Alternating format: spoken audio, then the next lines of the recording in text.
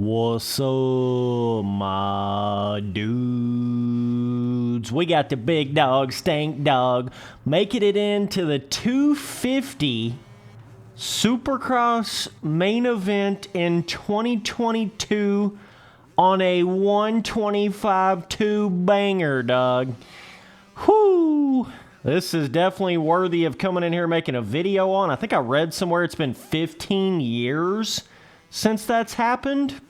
So this is pretty next level. So Stankdog went in there. I was actually watching pretty closely when they covered this on the little, TV broadcast, right? They was in there kind of talking about it, and I was watching him on the track, and he was running right there at that 9th place position, right? So he was like right on the borderline, and he was basically doubling all of the rhythms on the 125. That was the interesting thing that I noticed that Stankdog was actually doing on the track. He wasn't really doing a whole lot of like the triple equivalent type rhythm section jumps. I think he was still hitting like the main Supercross triple, you know what I mean? But he wasn't hitting like the triple ends out of a corner, those things that you really need that bottom end kind of torquey type four-stroke, type shit to hit. Those are the only things he wasn't really hitting, which is just unreal how he was able to keep up and stay in that position without hitting those, what I would call like necessity rhythms to be able to get into a main event in 250 Supercross. I mean, heck, it's hard enough just to make it to the night show on a 125, but to actually make it to the main event, that's unheard of in today's age of like four-stroke, how far the four strokes have come over the past like decade, right?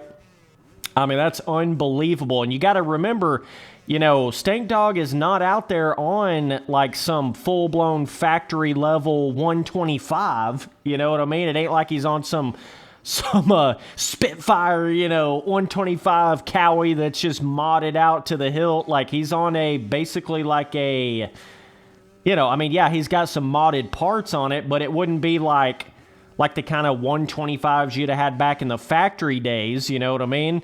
Obviously, two-strokes in general have made, improvements, and obviously he's got upgraded suspension and I'm sure chassis stuff to the 125, stuff like that. But you understand what I'm saying? It's not like one of these factory boys went out there on a 125 and made it to the main event on a 120, like a factory type 125. You know what I mean? It would be so interesting to see that, wouldn't it? Just for the shits and giggles, like see Pro Circuit go out there and build their fastest, best 125 that they could possibly come up with and get like somebody to try to get it into the main event. I don't know. That'd be kind of cool to see that. But nonetheless, man, I mean, this is outstanding. And I just can't believe... I can only faintly imagine how difficult that would be to make it into a 250 main event on a 120. I mean, that's crazy, bro. And Stankdog has definitely solidified his name in the history books as a 125 legend, two-stroke legend in this motocross shit, right? It's just without a doubt. This wasn't like going in there. I can't remember who's that. What that one dude's name was that would go in there on the YZ 125 and he would make it to the night show at like the Daytona Supercross races these past couple years. Some of you guys probably know exactly who I'm talking about. That's not what Stankdog made it in on a full-blown Supercross track, bro. This wasn't like going in there and making it in on Daytona or making it in on one of those more so like outdoor style type Supercross, like NASCAR style stadium and stuff like that to it. It wasn't any of that. It was a full-blown Supercross race, Supercross track. So that on top of everything else, that's what really limits the 125 and the two-strokes potential just as a whole is the fact that, you get on them super tight Supercross tracks, okay, super fancy boy, okay, and that you've got to have that bottom end torque to be able to hit these jumps that are right out of a corner. And I feel like that's one of the main reasons why you don't see a lot of two-strokes out there on a full-blown Supercross track. Just because of that fact alone, they just don't have that torque to really get that instant pull And I feel like there's so much more sketchy trying to make sure you're in the perfect gear. You know, that was the first real race bike that I had was a YZ125, so I know all about that shit about having to be in the perfect gear. Totally different than a 4-stroke in that kind of sense. You got to stay in the, you know, really in the power band on a 2-stroke, where the 4-stroke, you can kind of lug it around. It can still have a lot of power that way. A 2-stroke's going to completely die when you try to lug it around. You're not going to get any of the power out of it. You really got to be using the clutch, shifting gears. You know what I'm saying? T-sipping, 125 ripping, right? 125 is my favorite bike of all time, by the way, so I just love to see this kind of stuff right here. Never thought I was ever going to see this again, like a 2-stroke of any kind making it into any kind of main event. I don't think a 250 2-stroke would ever make it into a 450 main event, especially with how stacked the field is at this point. Could you imagine that, dude? That would be next level. I think, and let me just mention this, because Spency Boy's got to tell the truth about everything, okay? I'm not trying to take anything away from Stankdog. One of the most amazing things anybody's ever done, okay? Getting in there on the 250 main event on a 125. But one thing I do want to say is the 250 West Coast this year, I feel like doesn't have anywhere near the competition level that we thought it was going to have or that we expected it to have. You know, obviously Jet Lawrence wasn't in it. Colt Nichols crashed right out there at the very start, right? And had any one of those guys been in there, Stankdog wouldn't have made it to the main event.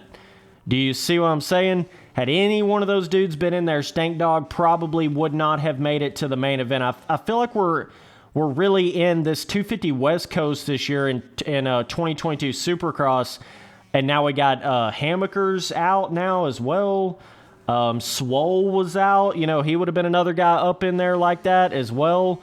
And I think Swole's back now, right? But you get my point. Like, you know, Stankdog was right there in that 9th place position, so all it would have took was one more factory-type dude in this 250 West Coast Series like it should have been, and he wouldn't have made it in there. So I think there was a little bit of luck on the old Stankdog side, but nonetheless, he still got it done, you know what I mean? I mean, making it into a main event on a 125 is basically like winning a main event on a 250. That's just unbelievable. But it's all in what kind of competition level you have there. I think that's another big reason why you're seeing like Christian Craig getting so far out ahead when he gets out front, because Craig's really the only what I call like super fast type guy out there, right? The rest of the dudes are really more like B-tier level 250 guys, like, you know, obviously Hunter Lawrence and let's see if Spency Boy's 420 brain can remember what he's thinking of here. Let's see. Hunter Lawrence and, you know, Shimoda, he's never really been like a super fast type guy.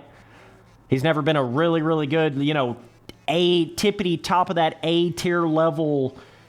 Whereas I feel like, you know, Craig and Nichols and, you know, obviously Jet Lawrence, those kind of dudes are really on that next level. And that's why I feel like everything's kind of the way it is with this 250 West Supercross Championship this year. There's really only one super fast guy, whereas I feel like normally there's at least like 2 or 3 super fast guys in there, at least to the first half of it, you know. It's pretty rare where you get in there where it's just one super fast guy and then everybody else is kind of one level behind him, right? But if you'd have had Colt Nichols in there, Justin Cooper, he was another one that was supposed to be in there that wasn't. You know, if you'd have had any of them boys still in there, it would have been those two going at it, you know, Craig and whoever else it was going at it versus Craig just being so far ahead of everybody.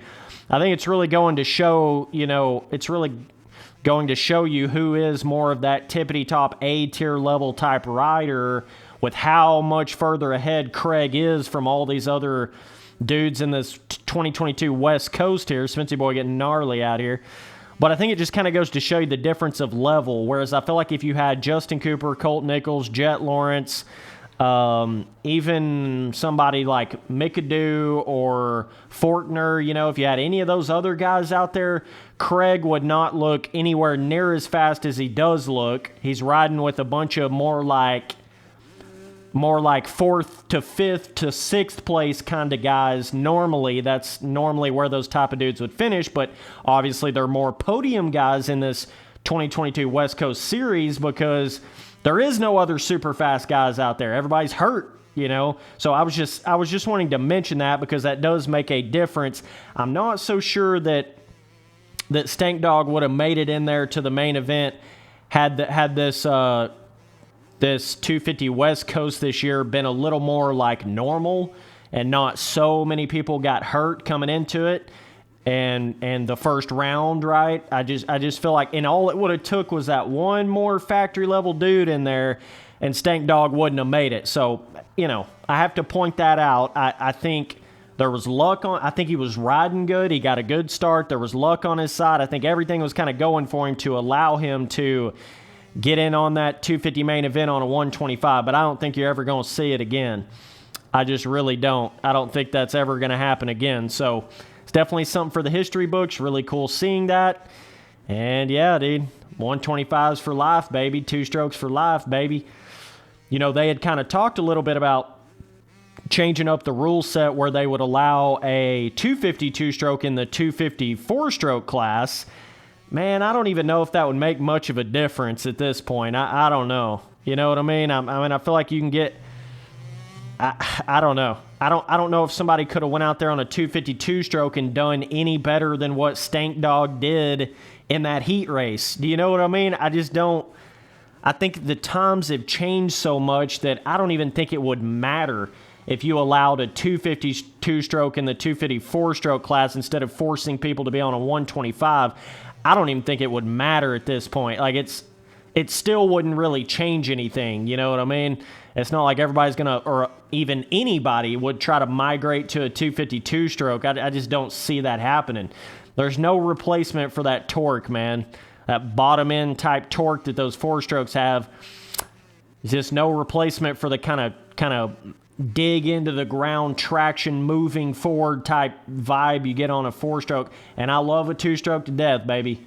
I'm the most 2-stroke loving, like, I don't even know how to explain it, but I'm still one of those kind of guys. I think 2-strokes that is dirt bikes. That is dirt bike racing. 2-strokes is motocross. 2-strokes is dirt bike racing. Do you know what I mean? That's the way I look at 2-strokes. But nonetheless, that's just my opinion on it. 4-strokes are cool and all. I got a bunch of 4-strokes in real life too. They're definitely the competitive bike at this point, but I still think there's a place for 2-strokes. Still think they're some of the most fun, best learning bikes you can possibly ride.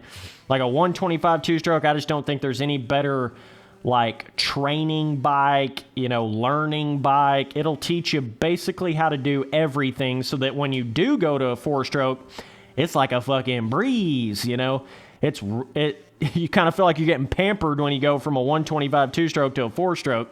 You don't have to make sure you're right there in the perfect RPMs and the perfect gear shifting, coming around the corner right on the jump face. She's a lot more forgiving on them 4-strokes, you know what I mean? But nonetheless, huge shout out to Stankdog. Unbelievable getting that thing into the main event. I know everybody was, at least I was watching. I know a lot of people were watching. It hit pretty good motocross news. I think first time in 15 years, man. That's unbelievable. I even texted my dad about that because we always just talk about, 2-strokes versus 4-strokes and how cool 2-strokes were and stuff like that. And that was cool. I thought it was so cool to just text my dad about it and be like, hey, like 125 made it in the 250 main event. It's kind of crazy. He was like, wow, that's pretty big. So, just want to say, really cool that Stankdog did that. Stankdog's kind of been known for that. The 125 2-stroke, he's known as one of the best 125 riders out there right now. So it's really no surprise. But I still didn't think it was ever going to happen. One of them actually making it to the main event. But oh boy, that is impressive, dude. Stankdog stanking it up with the stank. on the 125, smoking it up on the 125 smoker. It's unbelievable, dude. Unbelievable. That is, especially on a full-blown modern day super tight, you know, they've been making those Supercross tracks so tight nowadays. I feel like it's even harder to really compete on a two-stroke now than it was like in the Villapoto days where the tracks were a little bit more open, a little bit bigger scaling. I feel like they're so tight now you just have to have a four-stroke. But Stankdog is just still in there proving you can still do it on a two-stroke, bro. Unbelievable. Super cool. So either way, man, appreciate you guys watching all the videos. Later, dudes.